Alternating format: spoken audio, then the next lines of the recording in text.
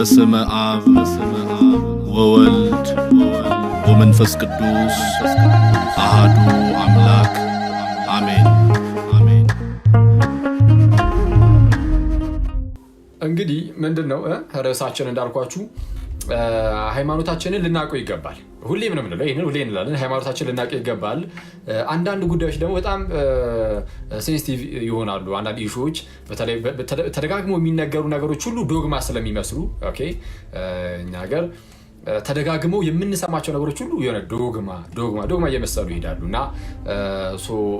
ምንድነው ራሱ ይሄ ሃይማኖት ምንድነው የሚለውን ከዚህ በፊትም ተማምረናል። ሃይማኖት የትኛው ነው፣ ሃይማኖት ምንድነው የሚለውን ተነጋግረን ነበረ እና ሃይማኖት ከሆኑ ነገሮች ውጪ ያሉ ነገሮች ለምሳሌ በቀኑና ደረጃ ሆነው ቤተክርስቲያን የምትመራባቸው ነገሮች ይኖራሉ። እነሱ በጣም ሲሪየስ ናቸው፣ መከበር አለባቸው ግዴታ። ግን የሆነ አስተምህሮ የሚመስሉ ነገሮች ምናምን መጽሐፍትም ሊሆኑ ይችላሉ። በዛ ደረጃ ጥብቅ ተደርገው የሚያዙ ላይሆኑ ይችላሉ። ስለዚህ አሁን እንደነዚህ ነገሮችን ላወራችሁ ስለሆነ ምናልባት ሴንሲቲቭ ሊሆን ስለሚችል ለአንዳንዶቻችሁ በጣም በጥንቃቄ መስማት አለባቸው። አሁን ይህንን ነገር የምንናገረው ለምንድን ነው? ክርስቲያን ወንድም እህቶች አንዳንድ ጉዳዮች ላይ መንቃት ስላለባቸው ነው። አንዳንድ ሰዎች ክርስትናን መረዳት ባለብን መልኩ ላንረዳው ስለምንችል፣ ለምሳሌ የራሴን አንድ ነገር ልንገራችሁና ከዛ እንቀጥላለን። ከዚህ ቀደም በጣም የደነገጥኩበት አንድ ጊዜ ነበረ። ከተወሰኑ ዓመታት በፊት እንደዚህ ወደ መንፈሳዊ ነገር የተወሰነ ልክ መምጣት ስጀምር እና ትንሽ ነገር ማንበብ ስንጀምር እስቲል አሁንም ማንበብ እየጀመርን ነው። በእርግጥ ግን ያኔ ደግሞ ጭራሽ አስቡት ገና መነሳታችን ነው እና ምንድነው የአባቶች ትምህርት አለ። ኦፍኮርስ በቤተክርስቲያን ውስጥ የአባቶች ትምህርት የሚሰጠው ቦታ በጣም ትልቅ ቦታ ነው።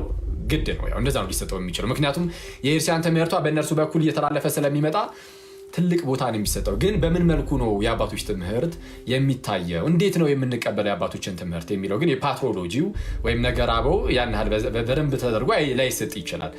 በኖርማል እንደኛ ላሉ ሰዎች ያን ያህል ላይሰጥ ይችላል እና የቅዱስ ዮሐንስ አፈወርቅ እየተባለች ሰሞኑን መነጋገሪያ ስትሆን የነበረችው ጉዳይ ያኔ ነበር ያየሁት እና ከስንት ዓመት በፊት ነው በጌታ 5 ዓመት ሊሆኑ ይችላል። 5 ዓመት አካባቢ ምናልባት እንግዲህ ካልተሳሳትኩኝ 4 ወር 5 ዓመት እንግዲህ በቃ የጀመርኩበት ሰሞን ወደ መንፈሳዊ ነገር የመጣ ነው። ቅርብ ጊዜ ላይ ነው እንግዲህ 5 ዓመት ምናምን ቢሆን ነው ይመስለኛል እንግዲህ መጣን ከተባለም ማለት ነው። እና የቅዱስ ዮሐንስ አፈወርቅ ተናገረ የተባሉ ነገር ፎር ዘ ፈርስት ታይም ያንን ያዩትና አይቼው እና በጣም ይደነቀጥ በጣም ሾክድ ነው የሆንኩትና እነግራቸዋለሁ። አሁን ላይ ለኔ በጣም ቀላል ነገር እና በጣም ኖርማል ነገር ነው ቅዱስ ዮሐንስ አፈወርቅ የተናገረው እና ያኔ ደግሞ እኔ ቅዱስ ዮሐንስ አፈወርቅን ብቻ አይደለም ሌሎች አንዳንድ አባቶችም የተወሰነ ነገር ለማየት ሞከርኩኝና ምንድነው በጣም ሾክድ ከመሆኔ የተነሳ ክርስትናን ራሱን ጥያቄ ምልክት ውስጥ አከተትኩት። ኢማጂን የልጅ ነገር የድረስ እንደሄድኩኝ ክርስትና ራሱን ማለት ከመቤታችን ጋር በተያያዘ ዮሐንስ አፈወርቅ ምን አለ ነው እንግዲህ የሚባለው። ዮሐንስ ወንጌልን ሲተረጉም ኦፍኮርስ ማቴዎስ ወንጌል ላይም የተወሰነ ነገር አለው። 12ኛው ምዕራፍ ላይ እመቤታችን ወይን እኮ የላቸውም ብላ ስትናገር፣ ወይም ማቴዎስ ወንጌል ምዕራፍ 12 ላይ ልጇን ልታይ ስትመጣ ይጠሩሃል፣ እናትና ወንድሞች ይጠሩሃል ተብሎ ተነግሮታል ነበር ጌታችን ኢየሱስ። ማቴዎስ 12 ላይ ነው አይደል? አይ ቲንክ እንደዛ መሰለኝ። ለማንኛውም እዛ ላይም የሰጣቸው አንዳንድ አስተያየቶች አሉ ቅዱስ ዮሐንስ አፈወርቅ እና በምን መልኩ ነው የሚያስቀምጠው? እመቤታችን ኢየሱስ ልጇ ስለሆነ በእርሱ በኩል እንግዲህ የሆነ ጌታችን ከአንዳንድ ነው ማለት በብዙዎች ዘንድ በቃ የሆነ ፊገር ነገር የሆነውና ታምራትን ስለሚያደርግ ምንም ማለት ነው እና ተከታዮችም ስለነበሩት ደቀ መዛሙርትም ስለነበሩት በእርሱ በኩል ይኸው ልትታይ አይነት ነገር ፈልጋለች እንደዛ የሚመስል ነገር ቅዱስ ዮሐንስ አፈወርቅ ተናግሮ አየን እና ያ ለእኔ በጣም አልተኛውም። የዛን ጊዜ ክርስቶስን እንቅልፍ ራሱ እምቢ አለኝ እና ይሄ ነገር አንዲት ጓደኛ አለችኝ። እሷም ይሄን ነገር ልክ ያየሽ ጊዜ ልክ እንዲህ መተኛት ራሱ እኮ አልቻልኩም ምናምን ብላኝ ከዛ እንደውያ አወራኋት። ከተወሰነ ጊዜ በፊት ነው ይሄኛው ደግሞ መሀል ላይ ምናልባት በዚህ ጊዜና በዛ ጊዜ መሀል ላይ እና እንደዛ አወራኋት እና ምናልባት አሁንም ለአንዳንዶቻችሁ እንዲህ ያለ ነገር ስትሰሙ የሚያስደነግጥ ሊሆን ይችላል። ስለዛ ምንድነው ማድረግ ያለብን? እንደዚህ አይነት ነገሮችን ክርስቲያኖች ናቸው መማማር ያለባቸው። ከምን አንጻር ይታያሉ፣ እንዴት ነው የሚታዩት? ቅዱስ ዮሐንስ አፈወርቅ ብቻ አይደለም፣ ባስልዮስ ዘቂሳርያ፣ ቄርሎስንም አንዳንድ ጉዳዮችን ከዚህ ጋር በተያያዘ አንዳንድ ነገሮችን ማንሳት እንችላለን።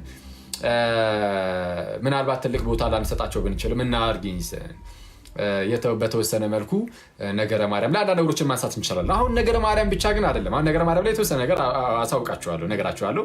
ነገረ ማርያም እንዳለ ሆኖ ደግሞ ከዚህ በፊትም የተወሰነ ነገር ብያችሁ ነበረ እና የተወሰነ እንደው ትችትም ይደርሳል ትችትም ደርሶብን ነበረ።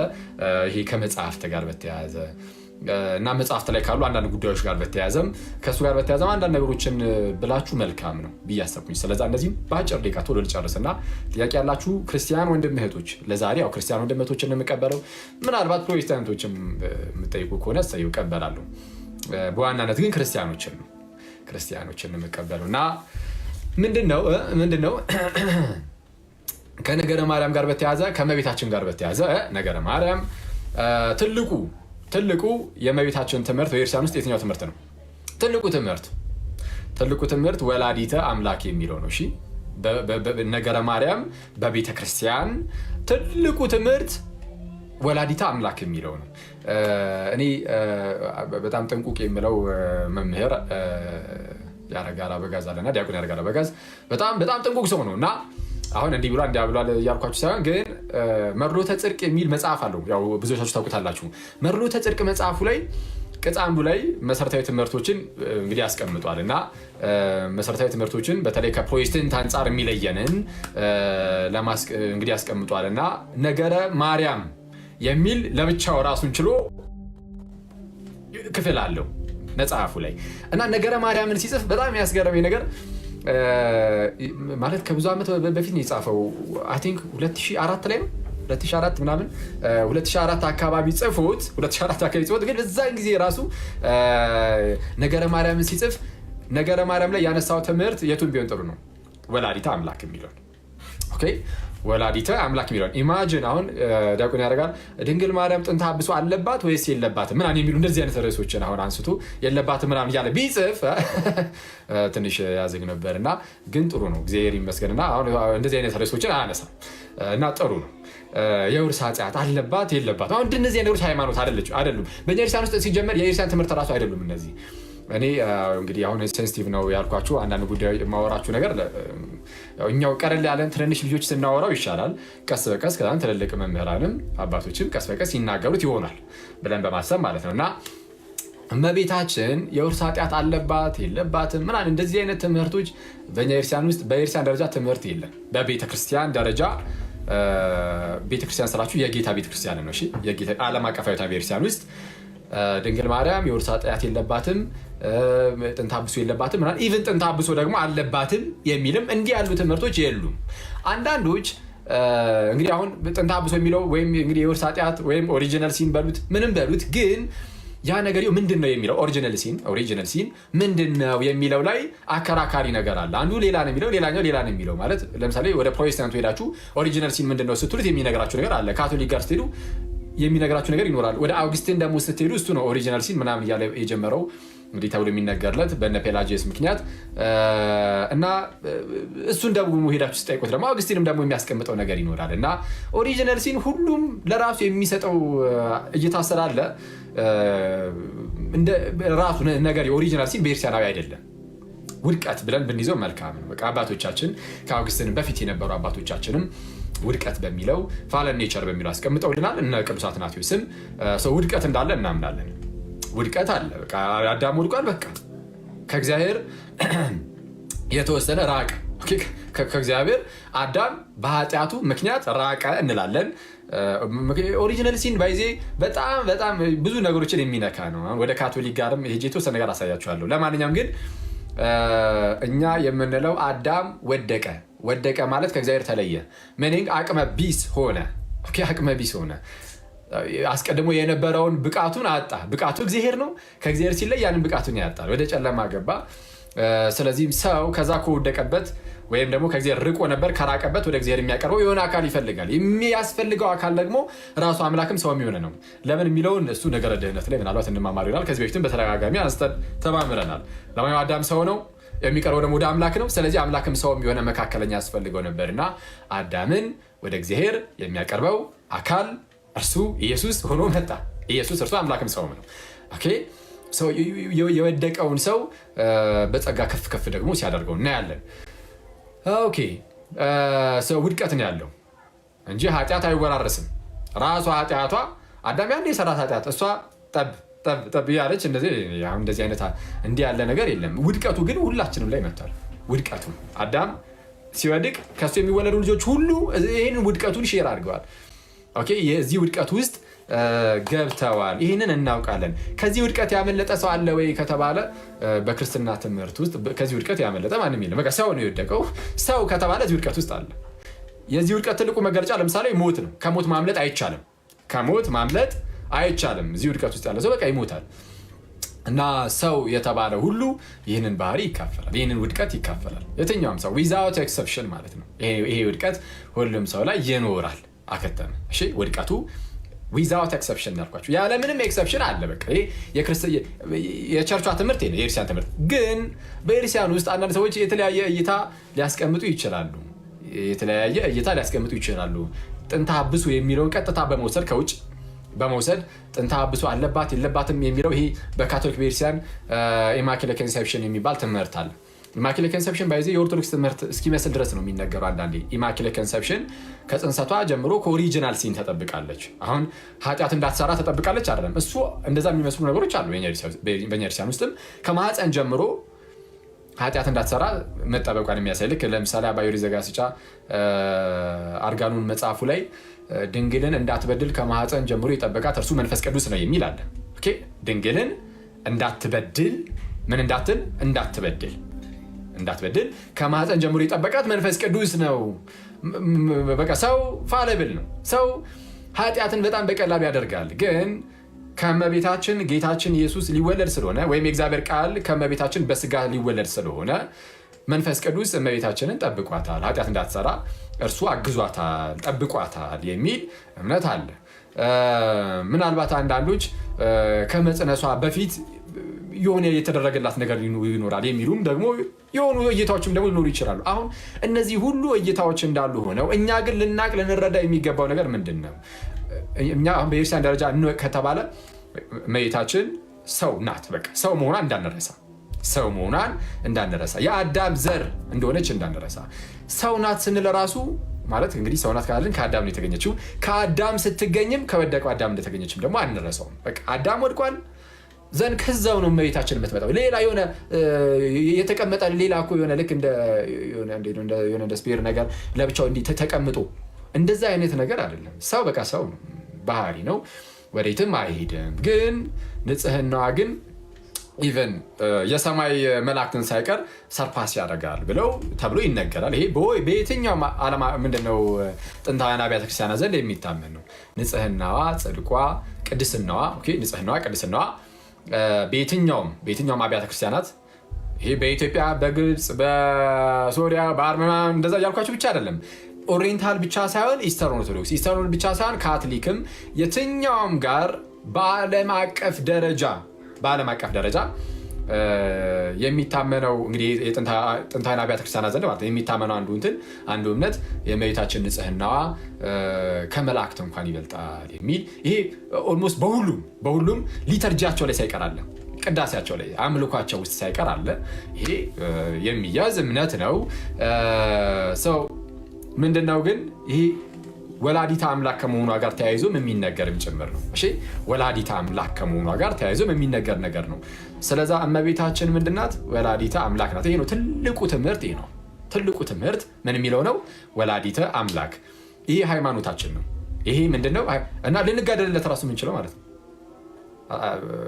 አግኝታችሁኛል?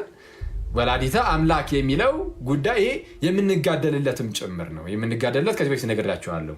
ኦኬ ጦር መምዘዝ ሳይሆን ግን ደግሞ እምነታችንን ከየትኛው ምንፍቅና ልንጠብቀው የሚገባ ሃይማኖት ስለሆነ ይህ ነገረ ክርስቶስም ጭምር ነው። ባይዜ ነገረ ማርያም ብቻ አይደለም። ወላዲተ አምላክ የሚለው በዋናነት እንደውም ክሪስቶሎጂ ነው። ነገረ ክርስቶስ ነው። አምላክ በስጋ ተወልዷል። ኢየሱስ እርሱ አንድ ፐርሰን ነው። ኢየሱስ እርሱ አምላክም ሰውም ሲሆን በተዋህዶ አንድ ነው የሚለውንም የሚያሳይ ስለሆነ ይሄ ነገረ ክርስቶስም ጭምር ነው። ወላዲተ አምላክ የሚለው ትልቁ እምነት ነው። ይህንን ማንም ሰው መካድ አይችልም።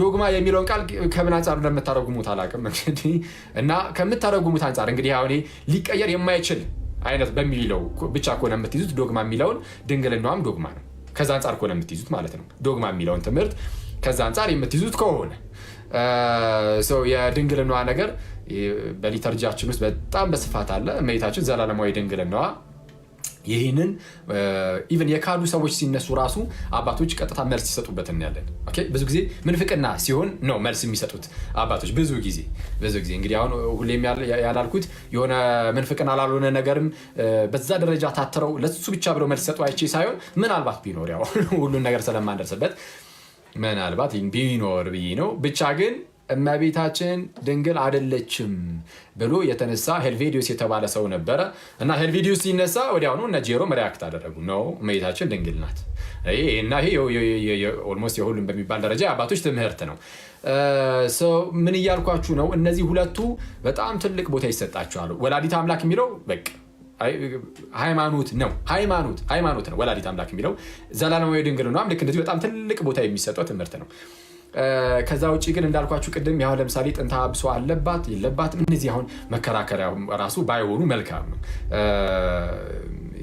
ሲጀመር የውርስ ኃጢአት የሚባል ነገር ስለሌለ ጥንተ አብሶ አለባት የለባትም ከተባለም ጥንተ አብሶ ራሱ ምንድነው ጥንተ አብሶ ምንድነው ራሱ ልክ እንደ ውርስ ኃጢአት ከሆነ የለባትም እመቤታችን ጥንተ አብሶ የለባትም ስንል ለምሳሌ በውድቀት ምክንያት ሞት መጥቷል አይደለ ማለት ሞት መጥቷል ኢነሴንስ ሰው የሚሞትና የማይሞት መካከል ላይ ሆኖ ነበር የመጣው ማለት መካከል ላይ ማለት የእግዚአብሔርን ትእዛዝ ቢያፈርስ የሚሞት የእግዚአብሔርን ትእዛዝ ባያፈርስ ደግሞ ላይሞት ነበር አፈጣጠሩ እንደዛ ነው ኦኬ የእግዚአብሔርን ትእዛዝ ባያፈርስም ትሞታለህ አይልም መጽሐፍ ካፈረሰ ነው የሚሞተው ኦኬ አዳምን ከዚህ ዛፍ እንዳትበላ በበላ ሰዓት የሞትን ሞት ትሞታለህ አለው በበላ ሰዓት የሞትን ሞት ትሞታለህ ኦኬ ልክ ሲበላ የሚሞተው ያቺ ፍሬዋ መርዛማ ሆና እዛው የምገለው ሳይሆን ኃጢአት ስለሆነ ነው ስለዚህ ኃጢአትን ከሰራ በእግዚአብሔር ትእዛዝ ላይ ከተላለፈ እሱ ነው የሚገድለው ሰውን ኦኬ የሚገድለው እሱ ነው እና ምን እያልኳችሁ ነው ሞትን ያመጣው ውድቀቱ ከሆነ እና እመቤታችን ጥንተ አብሶ የለባትም ሲባል ከዚህ ሞትም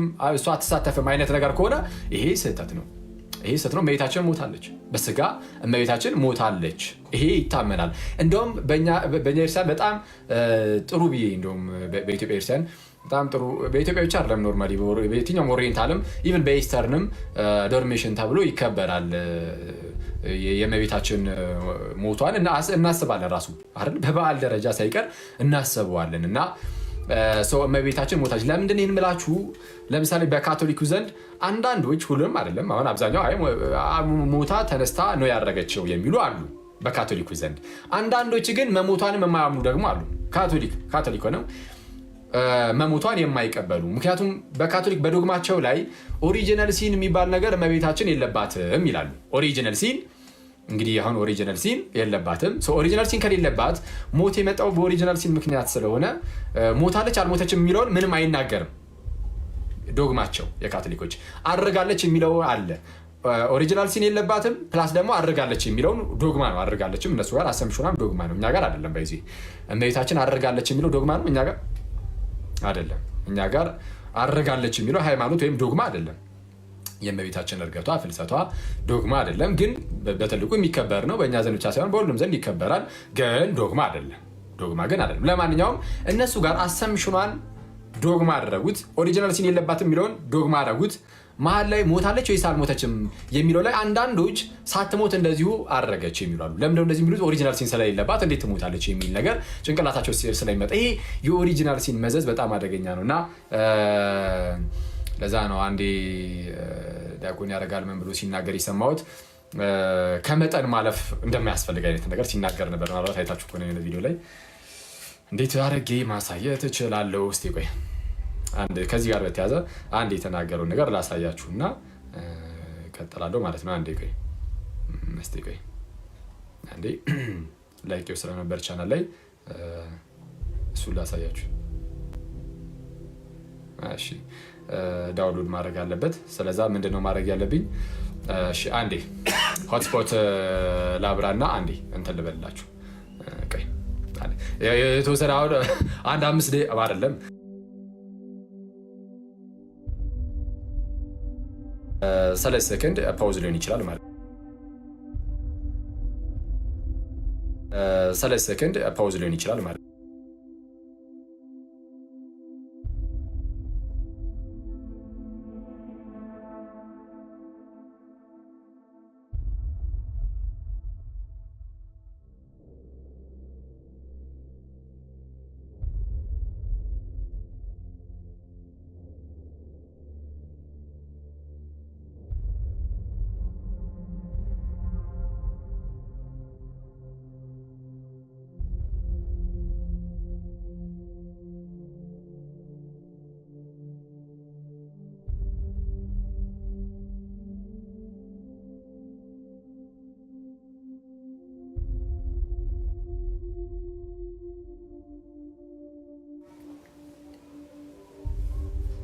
እሺ ተመልሻለሁ ጋይስ።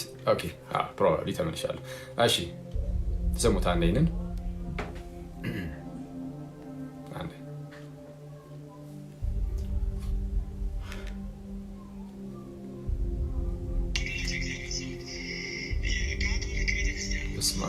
በጣም ምንድን ነው በጂፓሱን ከፍቷልና ምን ይለናል? አይሰማም ድምፁ በጌታ ስም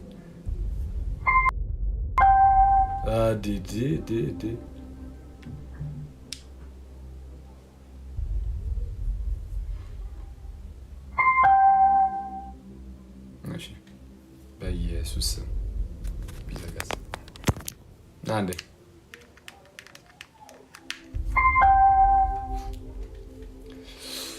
እሺ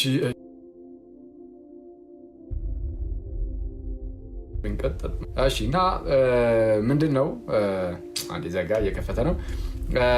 ልናቅ የሚገባው ልንረዳ የሚገባው ግን ለምሳሌ አሁን ይሄ ኢማኪሌት ኮንሰፕሽን ጥንተ አብሶ አለባት የለባትም የሚለው በካቶሊክ ቤተክርስቲያን ዶግማ ቢሆንም በእኛ ዘንድ ግን በአስተምህሮ ደረጃ እንዲህ ያለ ነገር የለም። አሁን ምናልባት ተለቅ ያሉ መምህራንም ሲናገሩ ልትሰሙ ትችላላችሁ።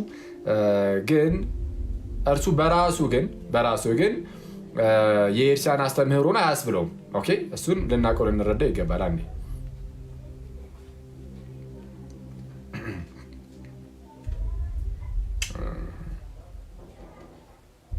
በጌታ ስም በጣም ያሳዝናል። ማርያምን አንዴ እንትን ሲለው ምንድነው ስልኩ በርቶ ሲመጣ እንትን አለ ድጌ ሎድ አድርጎኛል።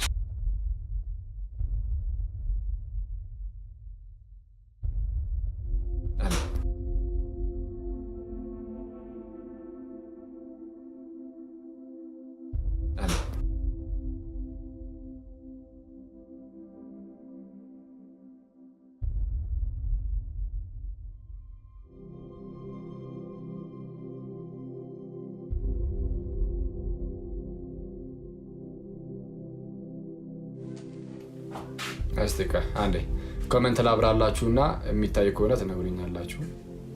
የሚማነው አሜን ነው የሚሰማ ከሆነ ሴቲንግስ። እሺ እስቲ ይሰማችኋል?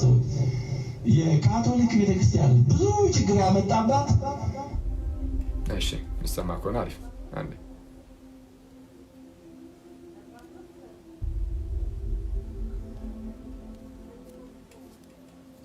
ወደላች እግዚአብሔር ሰው የካቶሊክ ቤተክርስቲያን ብዙ ችግር ያመጣባት ከልክ ማለፍ ነው። ይሄ የታወቀ ስለሆነ ነው ስም የምጠቅሰው። ከልክ ማለፍ ብዙ ነገር ውስጥ አስገብቷቸዋል። የፖፑን ስልጣን ለጥጠው አይሳሳትም የሚል ዶግማ ፈጠሩ። ፓፓል ኢንፋሊቢሊቲ ይሉታል። ሌሎች እንደዚህ እየለጠጡ በጣም ሌላ ውስጥ ያመጡ። አሁን በመቤታችን ላይ አልሞተችም ወደሚል እየሄዱ አይነት አለ። ይሄ ከኦሪጂናል ሲን ኢማኩሌት ኮንሴፕሽን ከሚሉት ጋር እና ነገሮችን ኦርቶዶክስ አይነት መጠን ነው። በቃ መጠን ቱመቾች ኤቭሪቲንግ ኢዝ ፍሮም ዘ ዴቪል ይባላል። አባ ፔሜንም ከመጠን ያለፈ ነገር ሁሉ ከሰይጣን ነው ይላል። ኦርቶዶክስ አይነት መጠን ነው። እሺ ይሄ በጣም መሰረታዊ ነገር። በቃ ሁሉም ነገር መጠን አለው። ኦሪጂናል ሲን ኢማኩሌት ኮንሰፕሽን ምናምን ከሚሉ ጋር ተያይዞ አንዳንዶች ሁሉም አይደለም ግን አንዳንዶች እንደዛ ይላል። አልሞተችም ይላሉ። ወደ እንደዚህ አይነት ነገር የሚያመራቸውም ካቶሊኮች አሉ። ግን እውቅ ካቶሊኮች ሞታለች ይላሉ። ካቶሊክ አንሰርስ ላይ ይህን ነገር አይቻለሁ። ያም ሆነ ግን እንዲህ ያለም ነገር ክፍተት ራሱ እንዲፈጠር ያደረገው የትኛው ነው? ኦሪጂናል ሲን የለባትም ደግሞ አድርጋለች የሚሉ ሁለቱን ዶግማ አደረጉትና መሀል ላይ በቃ አልሙት ባትሙት ነው ሞታለች አልሞተች የሚለውን ዶግማ ተደረጉ ስላልተቀመጠ ማለት ነው። እና ለማንኛውም ግን ሁሉም ነገር መጠን አለ፣ ኦኬ ልኬት አለ። ነገረ ማርያም ላይ እመቤታችን ትልቁ ክብሯ ወላዲተ አምላክ መሆኗ ነው። አንድ ክርስቲያን ወንድሜ ከዚህ ቀደም ምን ብሎ የነበረ ምንድነው የእመቤታችን ልጇ ኢየሱስን ከመውለዷ በፊትና ከወለደችው በኋላ ያለው ክብሯ ይለያያል የሚል ነገርን ተናግሬ ነበር። እና ኖ አክሊል እንዴት እንደዛ ትላለህ? እመቤታችን ጌታ ኢየሱስን ከመውለዷ በፊትም በኋላ ያላትን ክብር ሁሉ ያኔም እኮ ነበራት ማለት። አሁን እንግዲህ ፍቅርን ለመግለጽ ከሆነ እንደዚህ የሚባለው ችግር የለም። እንግዲህ አሁን ፍቅሩን ማንም ሰው ሊገልጽ ይችላል። በአስተምህሮ ደረጃ ግን እንዲህ የሚባል ነገር የለም። ትልቁ ክብር የሚመጣው በጌታ በኢየሱስ በኩል ነው። ኦኬ ልጇ ኢየሱስን ስትወልደው ቃልን በስጋ ስትወልደው እሱ የክብሮች ሁሉ መጨረሻ እሱ ነው የሚሆነው። ከሰው አንጻር እንግዲህ ሰው ሊያገኘው የሚችለው ክብር የመጨረሻ ክብር እና ደግሞ ሌላ ሰውም ደግሞ ሊያገኘው የማይችለው ሰው ስል እንግዲህ እመቤታችን ስላገኘችው እመቤታችን ደግሞ ሰው ስለሆነች ይህንን አለን እንጂ ከእመቤታችን ውጪም ማንም ሰው ሊያገኘው የማይችል አይነት ክብር ነው። የትኛው ክብር? ቃል በእነርሱ በኩል ስጋ ሆኖ ሲመጣ ቃልን በስጋ መውለድ የእመቤታችን የብቻዋ ይሆናል ማለት ነው። የእመቤታችን የብቻዋ ይሆናል እና ሰው ምን እያልኳችሁ ነው? ትልቁ ክብሯ እዚህ ላይ ነው። ኦኬ ትልቁ ክብሯ እዚህ ላይ እና አሌክሳንደር ሽመመን የሚባሉ አንድ የውጭ ኦርቶዶክስ አባት አሉ። ምን ብለው ይናገራሉ? ከእመቤታችን ጋር በተያያዘ ይላሉ። ከእመቤታችን ጋር በተያያዘ እንደው አንዳንድ ሰዎች ስለ እመቤታችን ምን ተጽፏል አይነት ነገርም ስለሚሉ ምን ብለው ይናገራሉ? ስለ እመቤታችን የተጻፈ አንድ ነገር ብቻ ቢሆን ይላሉ አሌክሳንደር ሽመመን። ስለ እመቤታችን የተጻፈ አንድ ነገር ብቻ ቢሆን በመጽሐፍ ቅዱስ ላይ እርሱም ደግሞ ማርያም የምትባል ሴት ነበረች። ኦኬ ስለዚህ የምርም ኤግዚስት ታደርጋለች። ብቻ ኤግዚስት እንደምታደርግ ይንገረን። የምርም ማርያም የምትባል ሰው ትኑር እና ደግሞ እሷ ኢየሱስን ወለደችው ብቻ ቢለን ሌላ ምንም ስለ እመቤታችን ባይነግረን አሁን ከምንሰጣት ክብር እንደው ዝቅ አድርገን ምንም የምንሰጣት ክብር አይኖርም። ኦኬ አሁን በምናከብራት ደረጃ ልክ እናከብራታለን ብሎ ይናገራሉ አሌክሳንደር ሽመመን። ለምን ይህን የሚናገሩት? ለሮ ይህን ያሉት ትልቁ ክብሩ ያለው ወላዲተ አምላክነቷ ላይ ስለሆነ የኢየሱስ እናት መሆኗ ላይ ስለሆነ ትልቁ ክብሩ ያለው ማርያም የምትባል ሴት እንዳለች እንደው ይንገረን መጽሐፍ። ከዛ በኋላ ደግሞ ኢየሱስን እንደወለደች ብቻ ከነገረን ተቀበል። አሁን ላይ በምናከብራት ልክ እንድናከብራት እቺ ብቻ መጽሐፍ ራሱ ከበቂ በላይ ነው። ምክንያቱም ክርስቲያኖች እመቤታችንን የሚያከብራት ከምን አንጻር ስለሆነ ወላዲተ አምላክ ከመሆኗ አንጻር ስለሆነ ትልቁ ክብሩ ያለው ማለት ነው። እና ኢማጂን ወላዲተ አምላክ ናት ማለት በእርሷ አምላክ አርፏል ማለት ነው። አምላክ በእርሷ ውስጥ አድሯል ማለት ነው። ካደረ ምን ያህል እንደምትቀደስ ደግሞ አስቡት። ኦኬ አምላክን የሚያህል ነገር የያዘ ነገር እንዴት እንደሚቀደስ። ኦኬ የልዑል ማደሪያ የተቀደሰ ነው። ልዑል ማደሪያውን ቀደሰ እንዲል የልዑል ማደሪያ ገና ከጀመረ የእግዚአብሔር ማደሪያ የተቀደሰ ነው። በብሉይ ኪዳን ነዋያተ ቅዱሳቱ ሁሉ የእግዚአብሔር እንደው በረድኤት የሚያድርባቸው ናቸው። የእግዚአብሔር ክብሩ የሚገለጥባቸው። ኦኬ በዚህ መልኩ የሚገልጸው የተሻለ ነው። እንደውም የእግዚአብሔር ክብሩ የሚገለጽባቸው በረድኤት የሚገለጥባቸው ቦታዎች በጣም የተቀደሱ ናቸው። ታቦት በጣም የተቀደሰ ነው አይደል? በብሉይ ኪዳን ታቦት በእጅጉ የተቀደሰ በጣም የተለየ በጣም የተፈራ ነው ታቦቱ እና የሚቀመጠውም ራሱ ቅድስተ ቅዱሳን ውስጥ ነው። ቅድስተ ቅዱሳን ውስጥ እግዚአብሔር በዛ በኩል በረድኤት ነው ራሱ የሚገልጠው። የእግዚአብሔር ክብር ይገለጥበታል። ኦፍ ኮርስ በረድኤት ኦኬ እግዚአብሔር በረድኤት ይገለጥበታል። እንኳን እሱን ተውትና ኖርማል ተራራ ለምሳሌ የሲናን ተራራ እዩት። እግዚአብሔር በረድኤት በሲና ተራራ ልክ ሊያርድ ሲመጣ የእግዚአብሔር ክብር ደመናውን እንዴት እንደሚሸፍነው በደመና መልክ ኦኬ በደመና መልክ የእግዚአብሔር ክብር ምኑን ይሸፍነዋል? ተራራውን። እና ተራራው ላይ ጋይስ እግዚአብሔር በረድኤት ነው ያደረው። እመቤታችን ጋር ቀጥታ በአካል መጥቶ አድሯል። በጣም የሚያስገርም ኩኒ በስጋ እመቤታችን ጋር በአካል በእመቤታችን ማህፀን አደረ። በሲና ተራራ በረድኤት ነበረ። በረድኤት ኦኬ እንደው የተወሰነ ክብሩን ከመግለጽ አንጻር እመቤታችን ጋር ስትመጡ ግን ቀጥታ በአካል መጥቶ በእርሱ አደረ እና ውዳሴ ማርያም ላይ ምን ይላል? ቅዱስ ኤፍሬም ነው እንደጻፈው የሚታመነው በኤርሲያንቶ ፊት ሰው ውዳሴ ማርያም ላይ ምንድነው የሚለው? በትህትና የተናገረች ተራራዊ የሆነ ወደ አንቺ ወረደ ነው ይላል። አስቀድሞ ምን ብሎ ተናግሮ የሮቡ ላይ ነው የሮቡ ላይ ምንድነው ወደ ሲና ተራራ የወረደ ብሎ የሚናገርበት ቦታ ላይ ማለት ነው። እዛ ክፍል ላይ ወደ ሲናይ ተራራ የወረደ እርሱ ነው ብሎ ከተናገረ በኋላ ዝቅ ይልና ደግሞ በትህትና የተናገረች ተራራ ሆይ ይኸውም ወደ አንቺ የወረደው ነው እኮ ብሎ ይናገራል። እርሷን በትህትና የተናገረች ተራራ ይላታል ማለት ነው። ለምን? በአካል ቀጥታ ወደ እመቤታችን ስለወረደ። የሲና ተራራ እግዚአብሔር በረድኤት የተገለጠባት እውነተኛዋ በትህትና የተናገረች ተራራ። ለምን በትህትና የተናገረች የተባለችው እመቤታችን? ለምን በትህትና የተናገረች የተባለችው? መልአኩ ቅዱስ ገብርኤል ምንን ይዞ መጣ? የምስራችን ይዞ መጣና ለእመቤታችን ተናገራት። ምን ብሎ? ልዑልን ልትወልደው እንደሆነ፣ የልዑልን ልጅ ልትወልደው እንደሆነ፣ የእግዚአብሔር ልጅ ቅዱሱን የእግዚአብሔር ልጅ ልትወልድ እንደሆነ ነገራት። እና ቅዱሱን የእግዚአብሔር ልጅ ልትወልድ እንደሆነ ሲነገራት የእመቤታችን ሪያክሽን እንዴት ነው? በመጀመሪያ ደረጃ እኔ ቀጥታ ገብርኤል መጥቶ ልጅ ትወልጃለሽ ቀጥታ ራሱ አላላትም። ማለት አመጣጡ ያው እንደምታውቁት በጣም በክብር ማለት ማንም ሰው ይህን እንዲና ማድረግ አይችልም። በከፍተኛ ክብር ጸጋ የሞላብሽ ወይ ብሎ ነው የሚጀምረው። ራሱ ከሴቶች መካከል አንቺ የተባረክሽ ነሽ እኮ ከሴቶች መካከል የተባረክሽ ነሽ፣ ጸጋ የሞላብሽ ደስ ይበልሽ፣ ጌታ ከአንቺ ጋር ነው። እንዲህ እያለን የሚናገራትና ልክ ይህን ስትሰማ ይሄ ነገር እንዴት ያለ ሰላምታ ነው አለች። እመቤታችን የብሉይ ኪዳን መጽሐፍትን ታነባለች። የስ ታነባለች አይደል? የብሉይ ኪዳን መጽሐፍትን በጣም የምታነብ ሰው ናት። ካነጋገሯ ታስታውቃለች። ኢቨን ጸሎቷ ራሱ ከብሉይ ኪዳን መጽሐፍት ላይ የተጠቃቀሱ አይነት ጸሎቶች ናቸው። ራሱ በጣም የሚያስገርመው የሉቃስ ወንጌል ምዕራፍ 1 ላይ ዝቅ ብላችሁ ጸሎተ እግዝእትነ ማርያም አለ አይደል? ታቢዮ ነፍሴ ብለን የኛ የምንጸልየው ምንድነው? ነፍሴ እግዚአብሔርን ታከብራለች በመድኃኒት ደስ ይላታል እያለን የምንጸልየው እሱ ጸሎት ልክ ስትጸልየው ከብሉይ ኪዳን መጽሐፍት የተውጣጡ ናቸው ራሱ ቃላቶቹ። እና የብሉይ ኪዳን መጽሐፍትን ታነባለች እና እንዲህ ያለ እንትን ሰላምታ ማንም ሰው ላይ አላየችም። እና እሷ ለብቻዋ ጸጋ የሞላብሽ ወይ ትባላለች። እና ይሄ አባቶችን አስገርሟቸዋል። ነገራችን ላይ አሁን ከእመቤታችን ጋር በተያያዘ አርጌንስ ለምሳሌ የተወሰነ ይጠቀሳል፣ ጥሩ ባልሆነ መልኩ ማለት ነው የሚጠቀሰው። እሱ ራሱ ግን ጸጋ የሞላብሽ የሚለው ላይ ሉቃስ ወንጌልን በተረጎመበት መጽሐፉ ላይ ፍራግመንት ነው ያለው። የተወሰነው ነው ፕሪዘርቭድ ሆኖ እኛ ጋር የደረሰው ተቆራርጦ ተበጣጥሶ ጠፍቶ እና በደረሰው ላይ ግን ጸጋ የሞላብሽ የሚለው ለእመቤታችን ለብቻዋ የተሰጠ ነው። እንዲህ ያለ ቃል መጽሐፍ ቅዱስ ሌላ ቦታ አግኝቼ ራሱ አላቅም ይላል አርጌንስ። ለብቻዋ የተገባት ነው ለእመቤታችን።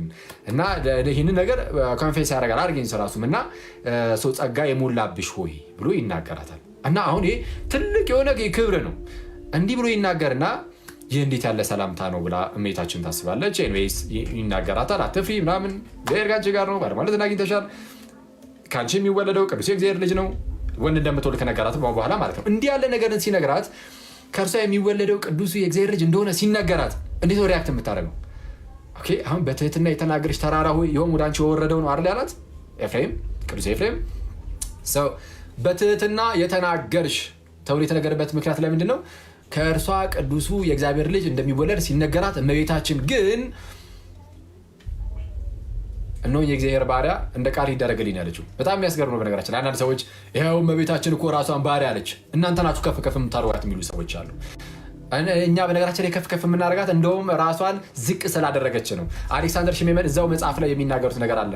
በኋላም እመቤታችን የምትናገረው ነገር ስላለ ከእሷ ላይ ይዤ አስታውሳቸዋለሁ ይህን ነገር። እና እመቤታችን በጣም የሚያስገርመው ቅዱሱን የእግዚአብሔር ልጅ እንደምትወልድ ሲነገራት ከአንቺ የሚወለደው ቅዱስ የእግዚአብሔር ልጅ ነው ስትባል እና ቅዱስ ነው ተብላለች። በዚህ ከታችን እመቤታችን እግዚአብሔር ስታመሰግን ስሙን ቅዱስ ነው ብላ ነበር። እና አምላክን እንደምትወልድ ታውቋለች፣ ጌታን እንደምትወልድ ታውቋለች። እንኳን እርሷ ኤልሳቤጥ መንፈስ ቅዱስ ሞልቶባት የጌታዬ እናት ነው ያለቻት። ስለዛ እመቤታችን የጌታ እናት እንደሆነች አውቃለች። ግን ጌታ ልትወልጂ ነው ስትባል ገብርኤልን ሰርፕራይዝ አደረገችው ብዬ አምናለሁ።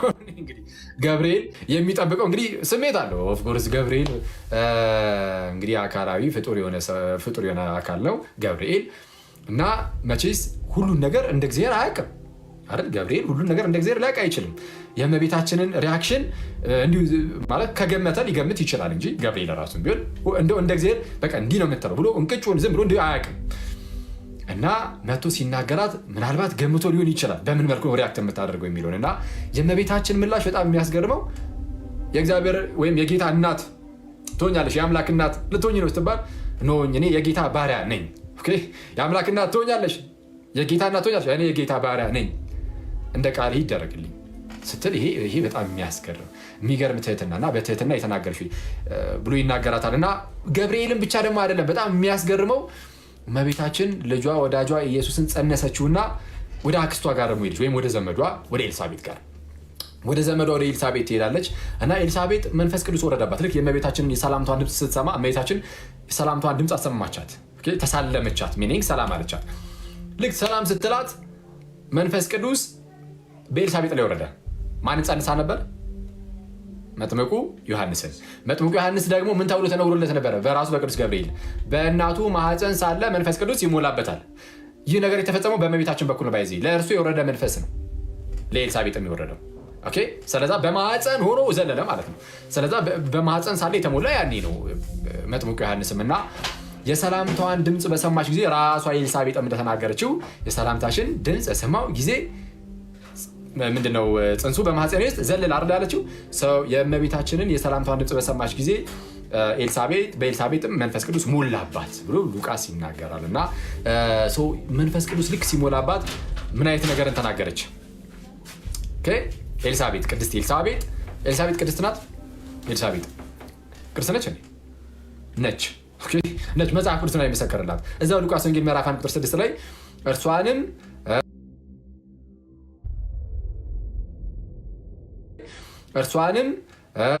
ስለዛ ኤልሳቤጥ ምንድነች? ጻድቅ ናት፣ ቅድስት ናት።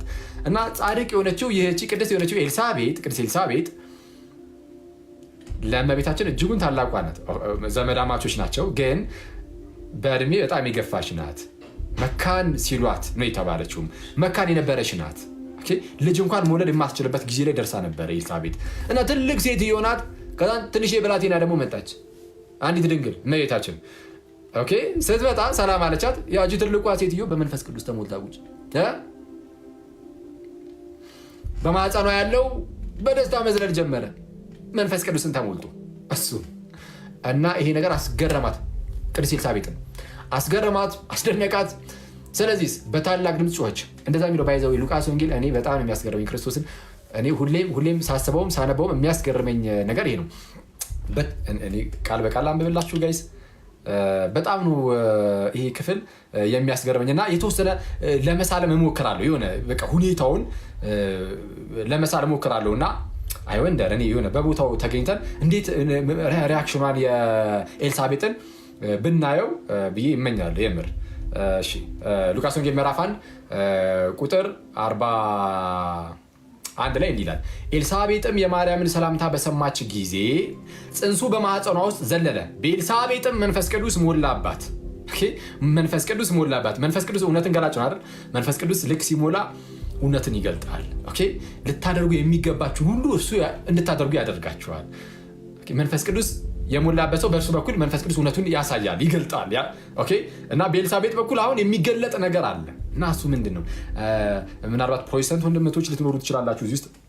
ፕሊስ እንደው ጌታ ኢየሱስን እንደምትወዱት ትነግሩናላችሁ እና እኛም ደግሞ አትወዱትም ብለን ድርቅ አንልም።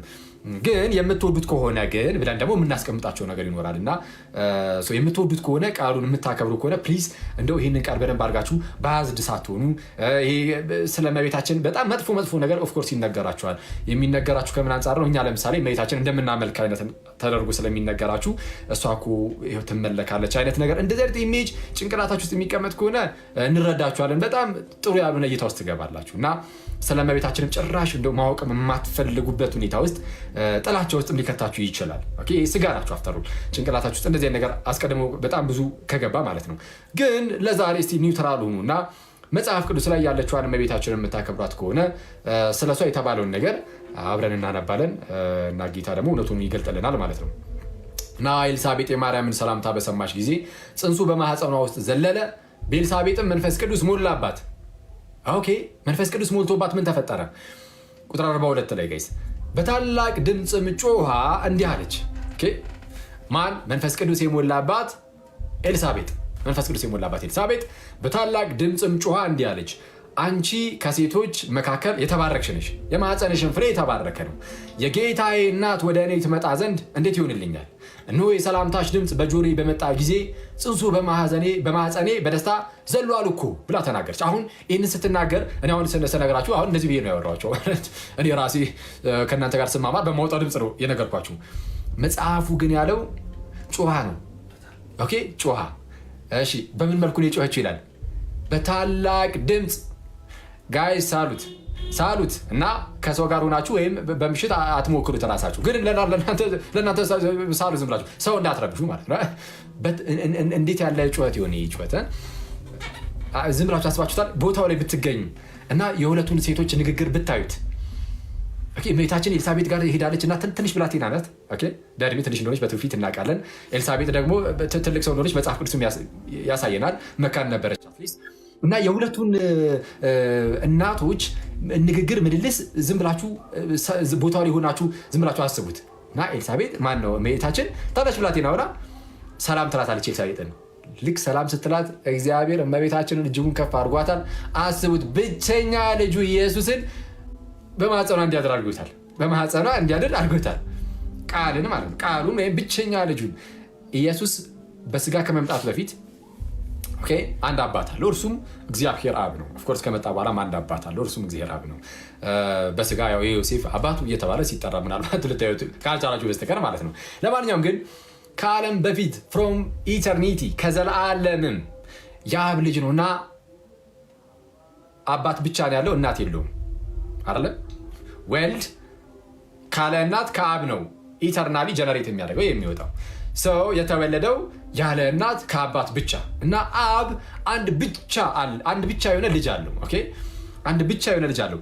ለዛ ለብቸኛ ልጁ ደግሞ እናት ነው አድርጎ የመረጣት። አስባችሁታል ጋይስ? እመቤታችንን አብ አንድ ብቻ ልጅ አለው። አንድ ብቻ ልጅ አለው። በዘመን መጨረሻ እኛን ስለማዳን ይህን ብቸኛ ልጁን ሊልከው ነው። ሲልከው ለዚህ ለብቸኛ ልጁ ደግሞ ብቸኛ እናት ዓለም ሳይፈጠር በፊት ምንም እናት የለውም ብለናል። በዚህ በጊዜ ውስጥ ደግሞ በዘመን ፍጻሜ ደግሞ በስጋ ሲመጣ አባት የለውም በስጋ ያለውን ዘር ስለተወለደ እና እግዚአብሔር እመቤታችንን የመረጣት ምን ድረስ ነው? የብቸኛ ልጁ ብቸኛ እናት እንድትሆን አድርጎ የመረጣት እና ይሄ በጣም አስተዋነሽኝ ነው። ቅድመ ዓለም ያለ እናት ከአባት ብቻ ተወለደ። አሁን ድህረ ዓለም ደግሞ ያለ አባት ከእናት ብቻ ተወለደ። ራሱ አንዱ ጌታችን ኢየሱስ ማለት ነው። እና በዚህ ደረጃ ተመረጠችና ይህንን ነገር ይዛ እርሷ ምንድነው የጌታ ባሪያ ነኝ እንደ ቃል ይደረግልኝ ብላ በትህትና የተናገረች ተራራ ናት። ከዛ ደግሞ መጣች ወደ ኤልሳቤጥ። ከኤልሳቤጥ ጋር ልክ ስትነጋገር በዚህ ደረጃ ስለመረጣት በእርሷ በኩል እግዚአብሔር ጸጋውን ይሰጣል። በእርሷ በኩል ጸጋውን እግዚአብሔር ይሰጣል። በእርሷ በኩል ማንም ሰጠው እመቤታችን አይደለችም። ቀጥታ እመቤታችን የጸጋ ምንጭ ማለት ጸጋ ቀጥታ ከእርሷ አይነሳም። ኢነሴንስ ለምሳሌ ጌታችን ኢየሱስ አንዳንድ ለምሳሌ አባ ጊዮርጊስ መጽሐፍት ላይ በተለይ አርጋኑ ላይ ግራ እንዳያጋባችሁ ማለት ነው። ኢየሱስ ከእመቤታችን የተወለደው አይደለ እና ጸጋ የሆነው ሲጀምር በክርስቶስ ነው። ኦፍኮርስ ሰው ጌታችን ከእመቤታችን ከመውጣቱ አንጻር እንደው የጸጋ መፍሰሻ ብትባል ምንም ችግር የለም። ምንጭ ተብላ ብትነገር ምንጭ የተባለችው ከምን አንጻር ነው? ውሃው ይፈልቃል ከውስጡ። እውነተኛው ውሃ ደግሞ ማን ነው? ኢየሱስ ነው። ከእርሷ ከምንጩ ተገኝቷልና ከዛ አንጻር የተነገረ እንደሆነ ልብ ይላል። ምናልባት ስታነቡ ወይ በአርጋኑን ከጸለያችሁ እንዲሁ ለቴዎሎጂም ይነበባል። አርጋኑን ቴዎሎጂካል መጽሐፍም ጭምር ነው መጽሐፉና ግራ ካጋባችሁ እግረ መንገድ ልንገራችሁ ብዬ ነው። እና ኤንዌስ ግን እንዲሁ ግን ጸጋ ግን ቀጥታ ከፍጡር አይነሳም። የሚነሳው ጸጋ የሚሰጠው እግዚአብሔር ስለሆነ ከእግዚአብሔር ብቻ ነው የሚነሳው። ይህን እንዳትረሱ። እግዚአብሔር ግን በሰዎች በኩል ግን ሊሰጥ ይችላል። በሐዋርያት በኩል ጸጋ መንፈስ ቅዱስን እንዲሞሉ ሲያደርግ እንደነበረው እና እመቤታችን የሰላምታዋን ድምፅ አሰማቻት ለኤልሳቤጥ እና በእመቤታችን በኩል ጸጋ መንፈስ ቅዱስን ኤልሳቤጥ ተቀበለች። በማህፀኗ ያለውም ደግሞ እርሱም መጥምቁ ዮሐንስም መንፈስ ቅዱስን ያኔ ተቀበለ እና አሁን እሱን ነው የምታዩት። አስቡት። ሰላም አለቻት፣ መንፈስ ቅዱስ ሞላባት። ልክ መንፈስ ቅዱስ እንደሞላባት ትልቋ ሴትዮ በታላቅ ድምፅ ጮኻ ምን ብላ ተናገረች? አንቺ ከሴቶች መካከል የተባረክሽ ነሽ። በታላቅ ድምፅ ጮኻ አንቺ ከሴቶች መካከል የተባረክሽ ነሽ፣ የማኅፀንሽን ፍሬ የተባረከ ነው ትላትና የጌታዬ እናት ወደ እኔ ትመጣ ዘንድ እንዴት ይሆንልኛል? ይሄ በጣም ከባድ ቃል እኮ ነው። አሁን ደጋግመን ስለምንሰማው ቀለል ይላል እንጂ በጣም የሚያስገርም ቃል እኮ ነው። የጌታዬ እናት ወደ እኔ ትመጣ ዘንድ እንዴት ይሆንልኛል? ቅድስት የተባለችው ጻድቅ ናት ብሎ መጽሐፍ ቅዱስ የመሰከረላት ኤልሳቤጥ መካን በነበረችበት ጊዜ እግዚአብሔር በረድኤት የጎበኛት ኤልሳቤጥ ምን ብትላጠሩ ነው? አንደኛ አንቺ ከሴቶች መካከል የተባረክሽ ነሽ አለቻት። የመጀመሪያው እሱ ነው። ሰው ኤልሳቤጥ ሴት አይደለችም? ኦፍኮርስ ሴት ናት ኤልሳቤጥ። ምንም እንኳን ቅድስት ጻድቅ ብሎ ቢመሰክርላትም አንቺ ግን ከኛም የበለጥሽ ነሽ፣ የተለየሽ የተባረክሽ ነሽ ከኛ ሁሉ ከሴቶች ሁሉ። ዝቅ ብላ ግን የጌታዬ እናት ወደ እኔ ትመጣ ዘንድ እንዴት ይሆንልኛል ነው ያለችው። ኦኬ እመቤታችን የጌታ እናት እንደሆነች መንፈስ ቅዱስ አሳውቋታል ማለት ነው። ፊት ለፊቷ የምታያት ያቺ ብላቴና የጌታ እናት እንደሆነች መንፈስ ቅዱስ የሞላባት መንፈስ ቅዱስ ለኤልሳቤጥ ምን አድርጎላታል? ገልጦላታል። እና ሲገልጥላት ወዲያውኑ ያስባላት ነገር ምንድነው? ኦኬ የጌታዬ እናት ነሽ፣ ታዲያ ወደ እኔ ትመጪ ዘንድ እንዴት ይሆንልኛል? ይህ ክብሯ ከምን የመጣ ነው? የጌታ እናት ከመሆኑ አንጻር። ስለዚህ የጌታ እናት መሆኗ በጣም ትልቅ የሆነ ክብርን ይጨምርላታል ለእመቤታችን። ኦፍኮርስ ማለት ማንም ሰው እንኳን ሊያገኘው የማይችል አይነትን ክብርን እና በጣም የሚያስገርመን የሚያስደንቀን ነገር ይህ ጌታ ደግሞ የኤልሳቤጥ ጌታ ብቻ አለመሆኑ። ይህ ጌታ የኤልሳቤጥ ብቻ ጌታ የሚካኤል ጌታ አይደለም። ለምሳሌ ኦፍኮርስ የሚካኤልም ጌታው ነው። እና ከጌታዋ አንጻር ከሆነ ኤልሳቤጥ ያንን ነገር የተናገረችው የጌታዬ እናት ከሆንሽ እንዴት የጌታዬ እናት ስትሆኝ እንዴት ወደ እኔ ትመጫለሽ ካለቻት ይሄ ንግግር እኮ ለሚካኤል ራሱ ሊገባው ይችላል ማለት ነው። ምክንያቱም ኢየሱስ የቅዱስ ሚካኤልም ጌታ ነው። የጌታዬ እናት ይላታል። ሚካኤልም ራሱ ገብርኤል የጌታዬ እናት ይላታል። የኤልሳቤጥ ጌታ የሚካኤልም ጌታ ነው። የኤልሳቤጥ ጌታ የቅዱስ ገብርኤልም ጌታው ነው። የኤልሳቤጥ ጌታ የሁላችን ጌታ ነው። ኦኬ የሁላችን ጌታ ነው። ስለዚህ የጌታዬ እናት ነው የምንላት ራሱ እና ወደ እኔ ትመጣ ዘንድ እንዴት ይሆንልኛል? ይሄ ማለት እኮ እኔ በጣም ዝቅ ያልኩኝ ነኝ እኮ በጣም ራስን በእመቤታችን ፊት እንዴት ራሷን እንዳዋረደቻት ተመልከቱ። ራሷን እንዴት እንዳዋረደች በማርያም ፊት የጌታዬ እናት ወደ እኔ ትመጣ ዘንድ ኧረ እንዴት ይሆን? ስለዚህ አሁን ክብር ይገባታል አይገባትም? አሁን ኢሹ ራሱ ይሆናል በጌታ በፍጹም ኢሹ ሊሆን አይችልም። እና በጣም ታላቅ ክብር ማንም ሰው የሌለውን መላእክት የሌላቸውን ክብር እመቤታችን አላት። መላእክት የዚህን ክብር የላቸውን ጋይስ። ለምን? አሁን እንዳልኳችሁ ኢቭን ኤልሳቤጥ ከጌታዋ አንጻር ስለሆነ ይሄን ነገር የተናገረችው ሚካኤልም ሊናገሩ የሚችለውን ነገር ነው ኤልሳቤጥ የተናገረችው። ለምን? የኤልሳቤጥ ጌታ እንዳትረሱ የማንም ጌታ ስለሆነ የሚካኤልም ጌታ ስለሆነ እና ወላዲተ አምላክ ከመሆኑ አንጻር ያላት ክብር መላእክትን እንኳን አልፎ የሚሄድ ነው እና ስለዚህ በኤርሲያን ውስጥ እመቤታችን ያላት ክብር እንደው እንዲህ ተብሎ እንዲህ በቀላሉ የሚነገርም አይደለም። በጣም ትልቅ ክብር ነው ያላት እና በጣም የሚያስገርመው ደግሞ ይቅርታ ይሄ ደቂቃ የሚቆጥረው ነገር ይመጣል። አንዴ እሺ መልሶናል። እሺ እና ምንድነው ትልቅ ክብር አላት በእኛ ዘንድ ብቻ አይደለም፣ በየትኛውም ጥንታዊ አብያተ ክርስቲያናት ዘንድ የእመቤታችን ክብር ኢቭን የቅዱሳን መላእክትን ሳይቀር ይበልጣል የሚለው በሁሉም ዘንድ ይታመናል። በሁሉም ዘንድ ለማንኛውም ግን መለስ ስላደርጋችሁና አንድ ነገር ላስታውሳችሁ የረሳሁትን በትህትና የተናገረ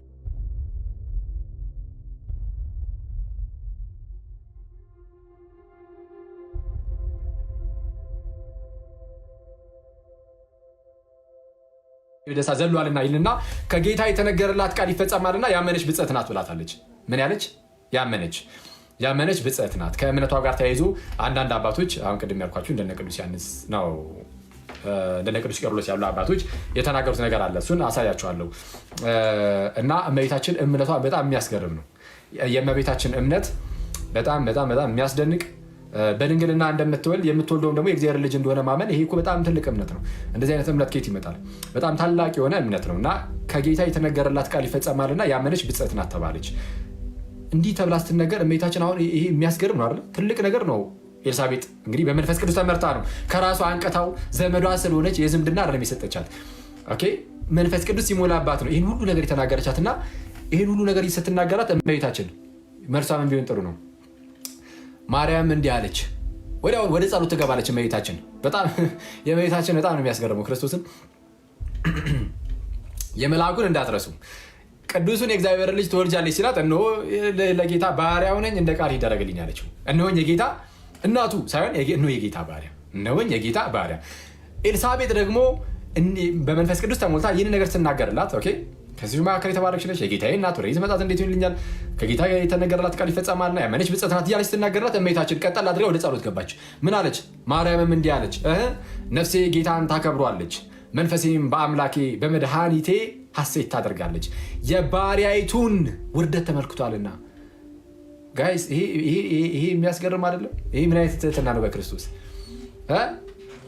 ወዲያውኑ ወደ አምላኳ ኦኬ ትልልቅ ነገር ተነገረላት። እርሷ ግን ምን ብላ ተናገረች? ነፍሴ ጌታን ታከብራለች፣ መንፈሴም በአምላኬ በመድኃኒቴ ደስ ይላታል፣ ሐሴት ታደርጋለች። እሺ የባሪያይቱን ውርደት ተመልክቷልና እንዴ ይህንን ይዘው አንድ ፕሮቴስታንት እንደው ቪዲዮ አለኝ በክርስቶስ ቆይ ካለኝ የሆነ ጊዜ ቪዲዮ ልሰራበት እንደውም አስቤ ነበርና ካለኝ አሳያችኋለሁ። አንድ ፕሮቴስታንት ወንድም ምን አለ? መምህር ዳዊት ፋሲል የሚባለው ወንድማችን ወልዶልናል፣ ሴት ልጅም ተሰጥቶናል ይላል። ወንድ ልጅ ዓለም በሚድነው በምንድን ነው? በወንዱ ልጅ ነው። ገብርኤል ምን ብሎ አሜን። ማርያምም ወዲያው ካንቺ ሕዝቡን ከኃጢአታቸው ያድናቸዋል። ክብር ለእርሱ ይሁን። አሜን። ማርያምም ወዲያው መድኃኒቷን እንደጸነሰች ስታውቅ ምን ብላ ጸለየች? ልጄ ወዳጄ ሆይ አለች። ምንድን ነው ያለችው? እርግጠኛ ነኝ ወዷ እንደዚህ ይዛ ይመስለኛል።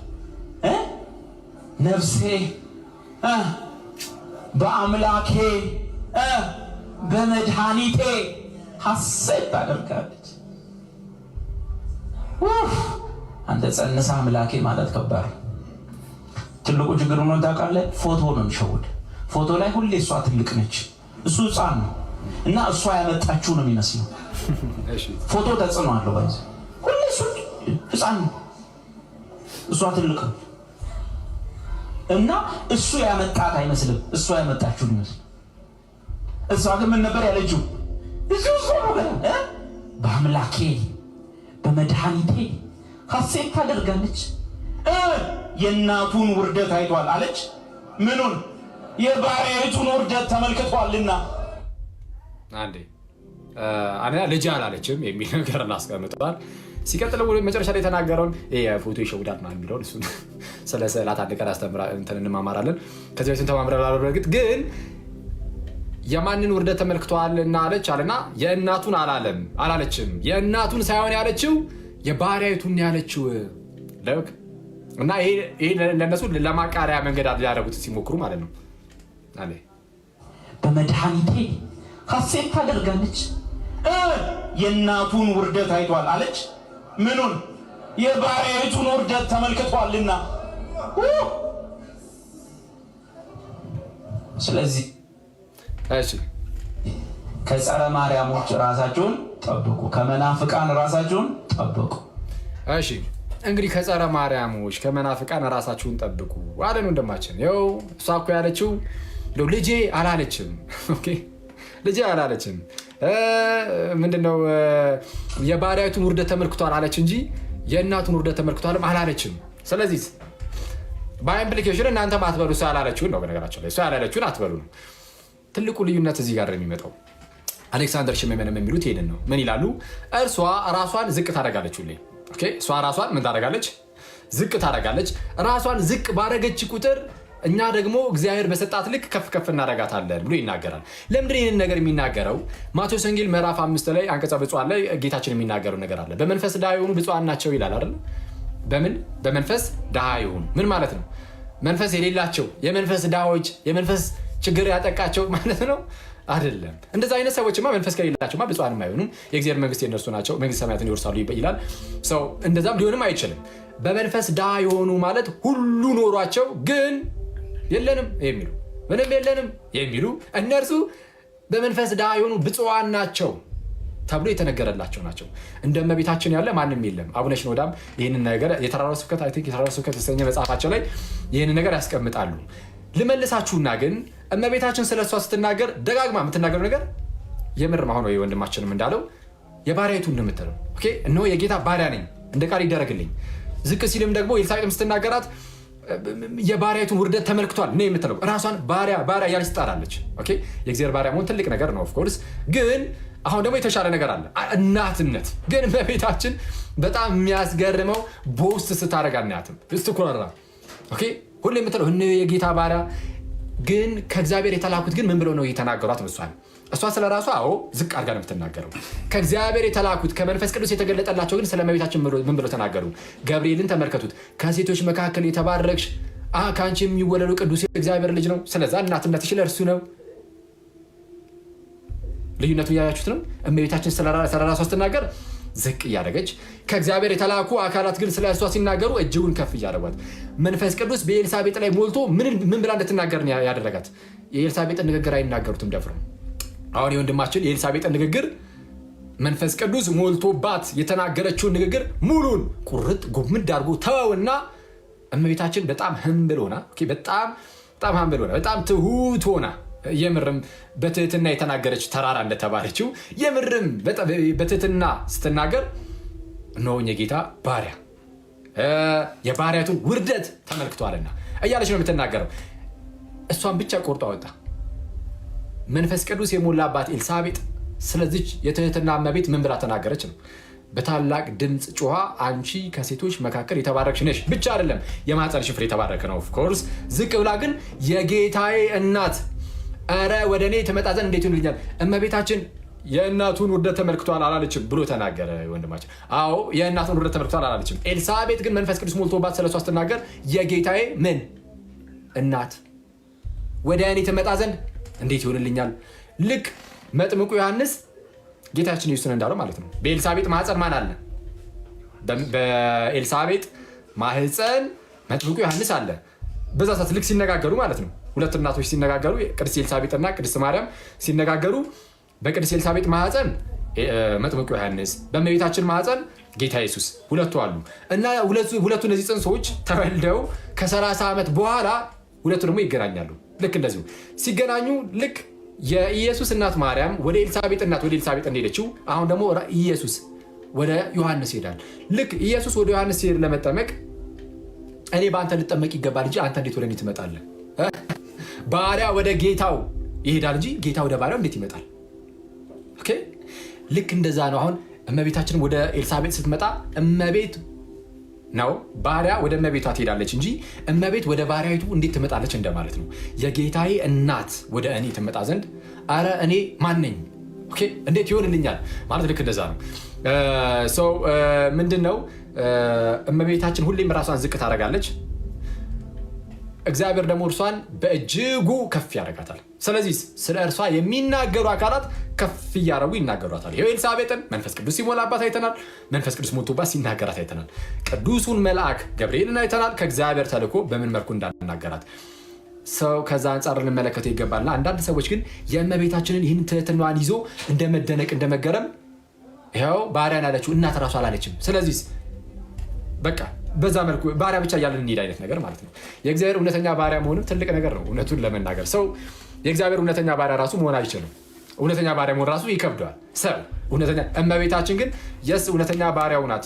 ሲቀጥል ደግሞ እውነተኛ እናቱም ናት። እና ሰው ምንድነው አሁን በአጭሩ ልነግራችሁ የምወደው ነገር ሰው የእመቤታችን ክብር ትልቅ ክብር ነው። ግን ስለ እመቤታችን ስንናገር ደግሞ ጥንቃቄ ይፈልጋል። ለጥጠነው ደግሞ የሌሉ ትምህርቶችን ደግሞ መጨመር አንችልም። ኢማኪሌት ኮንሴፕሽን ምናምን የሚሉ ነገሮችን ከኛ ልናርቅ ይገባል ብዬ አስባለሁ። ኦኬ እንደነዚህ አይነት ትምህርቶች በሌላ በእህት ቤተክርስቲያኖችም የለም፣ አይታወቅም። እዚህ አሁን እኛ ሀገር አንዳንድ ሰዎች እንግዲህ እንደዚህ አይነት ነገሮችን ሲናገሩ ይሰማል። በጣም ቅርብ ጊዜ ምናልባት 100 ዓመትም ላይሆኑ ይችላል እንደዚህ አይነት ትምህርቶች እንደዚህ በስፋት ሲነሱ በታሪክ ውስጥ እኛ ሀገር 100 ዓመትም አልሞላቸውም። እንኳን እኛ ሀገር በካቶሊክ ቤተክርስቲያን ውስጥም ኢማኪሌት ኮንሴፕሽን ይሄ ጥንተ አብሶ የለባትም ምናምን የሚል ትምህርት እንግዲህ አሁን አለባትም የለባትም አንልም። እኛ ጥንተ አብሶ የሚባለው ሲጀመር ምንድን ነው ብለን ነው የምንጠይቀው። መጀመሪያ ኦሪጂናል ሲን ስትሉ ምንድን ነው? ኦኬ ይሄ የውርስ ኃጢአት ምናምን ስትሉ ምንድን ነው እሱ ራሱ ብለን ነው የምንጠይቀው። ትምህርቱ ራሱ ኦርቶዶክሳዊ ስላልሆነ ኦሪጂናል ሲን አረዳዱ በጣም ይለያያል ከሰው እና ለዛ ነው አሁን ዲያቆን ያደርጋል ሲናገር ከሰማችሁት ኦሪጂናል ሲን ኢማኪሌት ኮንሴፕሽን የሚሉት ብሎ የተናገረው የሚሉት ነው ራሱ ያለው። ኦኬ ኦሪጂናል ሲንን እኛ አንለውም በዛ ደረጃ በቤተ ክርስቲያን ደረጃ እና አንል ኢማኪሌት ኮንሴፕሽንም አንል በቤተክርስቲያን ደረጃ አንልም። ሰዎች ሊሉ ይችላሉ ኦሪጂናል ሲንንም የውርስ ኃጢአት አለ ምናምን የሚልም እኮ በመምህራን ዘንድ እኮ ሰምተን እናውቃለን አይደል? በፊት ላይ ምናልባት ሰንበት ትምህርት ቤት ውስጥም ስትማሩ እንደዚህ አይነት ነገር ሰምታችሁ ሊሆን ይችላል። የውርስ ኃጢአት ምናምን እየተባለ ማለት ነው። ግን ያው አሁን ላይ እግዚአብሔር ይመስገን እንግዲህ ትልልቅ መምህራንም እየወጡ ስለተናገሩ አሁን ይህንን ብዙም የሚያከራክረውም ሰውም ያለ አይመስለኝም። የውርስ ኃጢአት የሚለው ሰው ምንድነው ልክ እንደዚህ ሁሉ ኢማኪሌት ኮንሰፕሽንንም የተለያዩ መምህራን ሊናገሩት ይችላሉ። እና ሰው ምንድነው የቤተ ክርስቲያን አስተምህሮ ግን የትኛው ነው የሚለውን ማወቅ ይጠይቃል። እና ዋናው በቃ ነገረ ማርያም ላይ ትልቁ ትምህርታችን የትኛው ነው? ወላዲተ አምላክ መሆኗ፣ ከዛ ቀጥሎ ደግሞ ድንግልና ያው እንዳለ መገለጫዋ እሱ ስለሆነ በሊተርጃችን ውስጥም በቅዳሴያችንም ውስጥም ከዛ አንጻር ማለት ነው። እና ስለ ክብሯ ነግሬያችኋለሁ። እመቤታችን ልጇ ኢየሱስን ከወለደች በኋላ ያላት ክብር በጣም ልዩ፣ ምንም ማንም ሰው የማያገኘው አይነት ክብርን አግኝታ ቁጭ ማንም ሰው አይደለም መልአክ የማያገኘውን ክብር መልአክ አያገኘውም ይህንን ክብር። ሰው ብቻዋን ይህንን ክብር ትይዛለች ብቻዋን። ሰው ይህንን ከነገረ ማርያም አንጻር እንረዳ እና አንዳንድ አባቶች ከማርያም ጋር በተያያዘ የሚናገሩት ነገር ሊኖር ይችላል። እና ለምሳሌ ምንድነው ቅዱስ ዮሐንስ አፈወርቅ እንግዲህ አለ የሚባለው ምንድነው ወደ ወይን ለውጠል ምንድነው ውሃው ወደ ወይን እንዲለውጥ ስትጠይቀው ወይን እኮ የላቸውም ብላ ስትናገረው እንደው ልጄ ያው ኦፍ ኮርስ ልጇ ነው ይኸው ልጄ እንዲያደርጋል ብላ ራሷን የተወሰነ እንደው ከፍ ለማድረግ ሞክራለች የሚል የሚመስል እንደዚህ አይነት ነገርን ተናግሯል። አንዳንድ ሰዎች ሰርዋጽ ሊሆን ይችላል ምናምን የሚሉ ሰዎች አሉ። ያም ሆነ ይህ ግን በቃ የሱ መጽሐፍ ላይ ግን ዮሐንስ ወንጌልን በተረጎመበት ሆሚሊው ላይ ይህ ነገር አለ። ግን ይህ እይታ ጀነራል እይታ አይደለም። የኤርሲያን አጠቃላይ እይታ ነው ወይ ከተባለ አይደለም። ይህንን እውቅ የሆኑት ፓትሪስቲክ ስኮላር ቴዎሎጂያን ታሮስ ማላቲ ይናገሩታል። ሴንት ሜሪ ኢን ኦርቶዶክስ ካንሰፕት የተሰኘ መጽሐፍ አላቸው። እዛ ላይ ይህንን የቅዱስ ዮሐንስ አፈወርቅን ያነሱና እንዲህ ያለው መረዳት እንዲህ ያለው እይታ የኤርሲያን ደረጃ የለም ይላሉ። ግን ዮሐንስ አፈወርቅ ይህንን መናገሩን እኔ ግን እወደዋለሁ። ከምን አንጻር ማለት ይህንን እይታውን እንደ እይታ እኔም ላልቀበለው እችላለሁ። ይህንን እይታውን እንደ እይታ እኔም አልወስደውም። ግን ያው ይሄ ምንፍቅና ምናምን የምትሉት ባይሆንም አይደለም፣ ምንፍቅና አይደለም። ይሄ በራሱ ምንፍቅና አይደለም። የአስተምሮ ዶግማ የሚባልም ስላልሆነ እመቤታችን እንደዚህ አድርጋለች አላደረገች የሚለው እሱ ዶግማም አይደለም። ግን በጣም ጥሩ የሚሆኑበት ፓርቱ ምንድነው?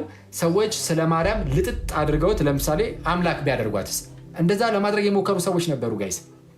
በነ ቅዱስ ኤጲፋንዮስ ሰዓት እመቤታችንን ወደ አምላክነት አምላክ እንደሆነች አድርገው ሲመለከቱ የነበሩ ሰዎች ነበሩ፣ የሆኑ አካላት ነበሩ እና ተነስተው ነበረ። ወዲያውኑ ቤተክርስቲያናችን ሪያክት አደረገች። ወዲያው ጥንታዊቷ ቤተክርስቲያን ኖ እመቤታችን አዎ ትልቅ ክብር አላት፣ ግን አምላክ አይደለችም፣ አትመለክም የሚለውን ወዲያውኑ ቤተክርስቲያን መልስ ሰጠች፣ አወገዘች። ይህን ምንፍቅና ይሄ በቤተክርስቲያን ውስጥ የሆነ ሰዓት ላይ በስሱ እንደ ሌሎቹ ምንፍቅናዎች ያን አልጎልቶ ይወጣ አይደለም።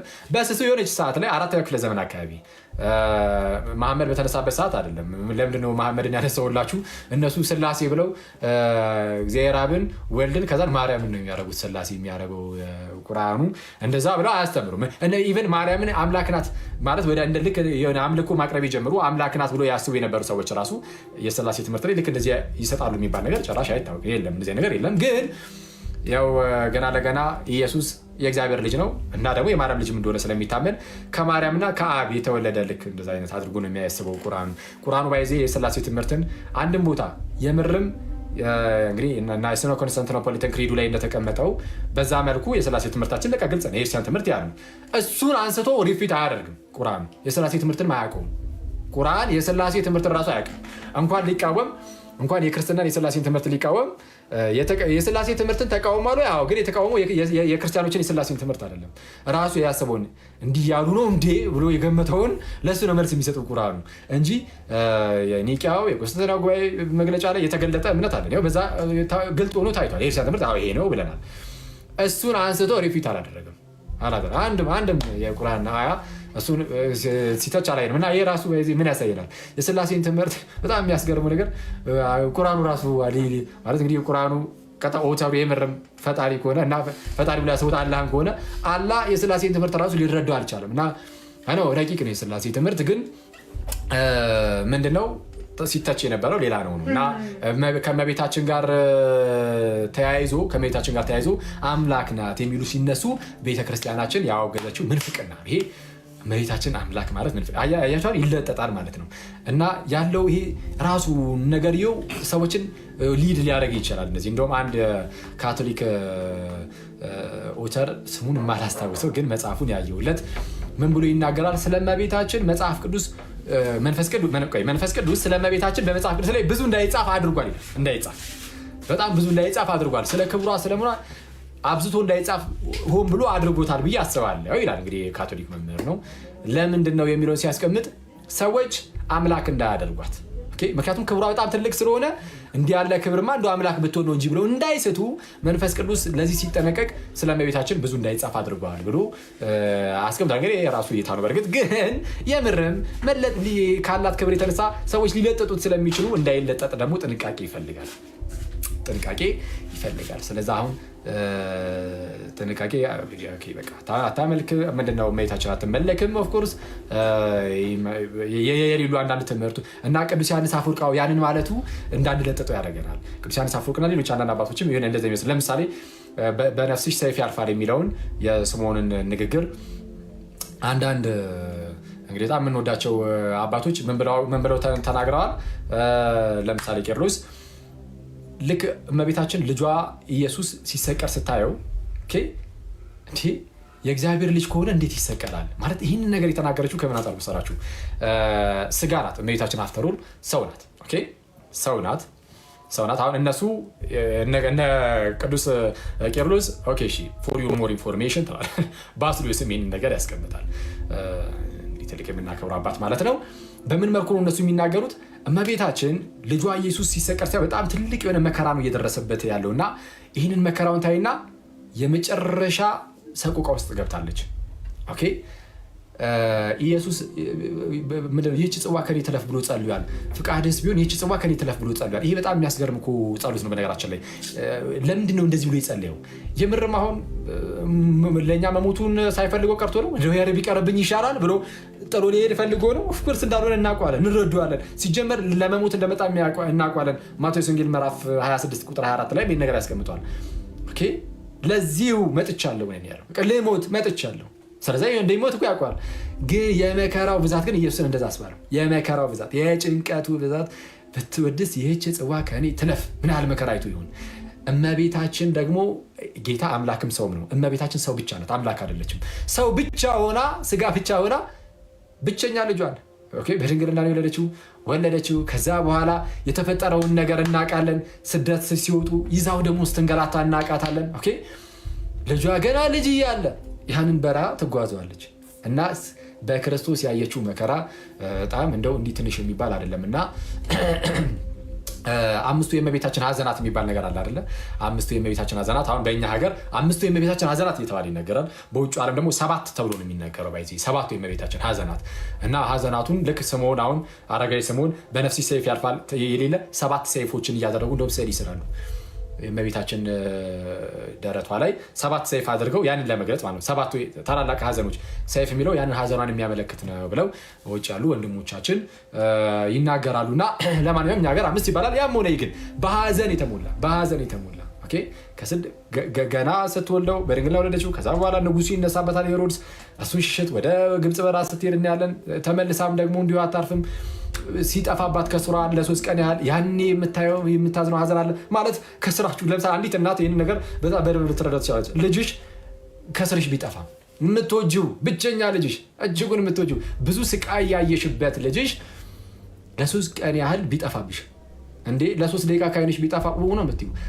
ለምሳሌ ግቢ ለምሳሌ ሲሰሮች እናት ናቸው እና ልጃቸው የት ሄደ ብለው ለምሳሌ አንዳንዴ ከወጥ ነው የሚያደርጉት። ገና ከሌለ ማለት ግቢ ውስጥ አንዳቸው ቤት ከሌለ ከወጥ በቃ በዚህ በዛ ነው የሚወጣው። ኦፍኮርስ ለ3 ቀን ያህል ብታጡት እና እመቤታችን አስቡት የሚደርስባትን ስቃይ መከራ ሀዘኗን እና አድጎ ደግሞ ወደ አገልግሎት ሲገባ ደግሞ ጌታችን 30 ዓመት ሲሆነው ወደ አገልግሎት ገብቶ ደግሞ አይሁዳውያን ሁሌ እንደፎከሩ ነው፣ ሊገድሉት ሁሌ እንደፈለጉት ነው። ይሄ ምን ያህል ያሳቅቃት ይሆን? ልጇ ሊገደል እንደሚፈለግ ትሰማለች። ይሄ ሁሌም ለሷ ጭንቀቷ ነው፣ ሁሌም ሀዘኗ ነው። ሐዋርያቱ ይከተሉታል እና በስተመጨረሻው ከ12ቱ ሐዋርያት አንዱ ይሁዳ እሱ ሲክደው ስትሰማ አስባችሁታል? ራሱ ጭራሽ ከሚከተሉትም ጭራሽ ካዱት ተብሎ ሲሰማ ሌሎቹ የሚያሳድዱት አለ። ሊገሉት የሚፈልጉት አለ። ጭራሽ እንደውም ሲከተሉት ከነበሩት ከ12 አንዱም እኮ ካደው፣ ጭራሽ አሳልፎ ሰጠው ስትባል ደግሞ ልጄን ጭራሽ ተከታዩ የሚሆነው እሱም ጭራሽ ካደው ብላ የሚሰማትን ስሜት አስቡት። እና ይህ ቀላል አይደለም። ኖርማል ለእኛ ቀለል ሊል ይችላል ምናልባት ስናስበው፣ ግን እናቶች ይረዱታል አትሊስት። እና እመቤታችን የሚያገኘት መከራ አስቡት። ከዛ መጨረሻ ላይ ጭራሽ እንደውም የአንዱ የይሁዳ ሲገርማት እንዳለ ሐዋርያቱ ጥለውት ተበተኑ። ልጇ ኢየሱስ እያየች በፍርድ ወንበር ፊት ቆመ፣ ተገረፈ እያየች ተሰቀለ እና በመስቀል ስር ሆና የሚያገኛትን መከራ አስቡት። እና እሱን ነው ሰይፍ ብሎ ብዙ አባቶች የሚተረጉሙት እሱን ነው። እና ያልኳችሁ እነዚህ ባስልዮስ እና ቄርሎስ ግን ምን ይላሉ? ይህንን ባይዜ ማስረዳችሁ ሌላ ሰው አንሻፎ ምንም ብሎም ስለሚናገር ግራ እንዳትጋቡ እኔ በዚሁ የተወሰነ ላስረዳችሁ ብዬ ነው። እና እነዚህ አባቶች ምን ይላሉ? እመቤታችን አስቡት፣ ይህን ሁሉ እንግዲህ ጭንቀት አይታለች እና እያየች ነው፣ እየተሰቀለ ነው እና እየሞተ ነው። ልጄን በቀላጣው ነው አለች። አፍተሮ ስጋ ናት እመቤታችን፣ መንፈስ አይደለችም፣ አምላክም አይደለችም፣ ሰው ናት። እና ምን አይነት ሀሳብን አሰበች ነው የሚሉት እነ ቄርሎስ። ሊሞት ነው በቃ ብላ ስላሰበች የእግዚአብሔር ልጅ አይደለም ወይ? የጭንቀቷን ስትናገር ማለት ልክ ጌታችን ኢየሱስ በዛ በጭንቀት ውስጥ ሆኖ ይህቺ ጽዋ ከእኔ ትለፍ ብሎ ሲናገር እንዳየነው እመቤታችን ደግሞ የእግዚአብሔር ልጅ አይደለም ወይ? ከሆነ ለምንድን ነው የማይወርደው? ልጇን እያጣችው ነውና እያጣሁ እኮ ነው አይነት ነገር ማለት ነው። እንዲህ የሚመስል ነገርን ተናግራለች። ስለዚህም በቃ ሞቶ የሚቀርባት ስለመሰላት እናት እንደመሆኗ ልጇ እዛ ጋር ሲሰቀል ስላየች በጣም ውስጧ እየደማ ስለነበር ይህንን ነገር እንደው ይሄ ነገር ሀሳቧ ውስጥ መጥቷል ብለው የሚያስቡ አባቶች ደግሞ አሉ። እና ይሄ ጥርጣሬ ወይም ደግሞ እንደዛ ብላ ተናግራለች ትጠራጥራለች የሚል ነገርን ያስቀምጣል። እነዚህ ይህንን እነ ቄርሎስ እነ ባስልዮስ ናቸው። ያው እይታ ነው በእርግጥ ግን ካለባት ካያችው መከራ አንጻር ይህንን ተናግራለች ብሎ ማሰባቸው ያን አላያስደንቀኝም።